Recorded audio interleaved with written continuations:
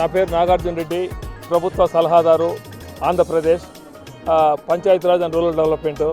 ఈరోజు స్వామి మన కలియుగ ప్రత్యక్ష దైవం శ్రీ వెంకటేశ్వర స్వామిని కుటుంబ సమేతంగా దర్శించుకోవడం జరిగింది. మేము కూడా మళ్ళీ జగనన్న మళ్ళీ రాష్ట్రానికి ముఖ్యమంత్రి కావాలి, రాష్ట్రం సుభిక్షంగా ఉండాలి, ప్రజలందరూ కూడా సుఖ సంతోషాలు ఉండాలని చెప్పేసి కోరుకోవడం కూడా జరిగింది. మరి ఇప్పుడు ఉన్నటువంటి పరిస్థితుల్లో మనం ఖచ్చితంగా మళ్ళీ జగనన్నే ముఖ్యమంత్రి రావాలి అని చెప్పేసి వెంకటేశ్వర స్వామిని కోరుకుంటూ, మరి ఈ ప్రభుత్వం ఇస్తున్నటువంటి అన్ని సంక్షేమ పథకాలు కూడా సక్రమంగా ప్రజలకు అందుతున్నాయి కాబట్టి మళ్ళీ ఆయన కావాలని ప్రజలు కూడా కోరుకుంటున్నారు. అది నెరవేరాలని మనస్ఫూర్తిగా ఆ భగవంతుని కోరుకుంటూ నేను ఇక్కడికి రావడం జరిగింది.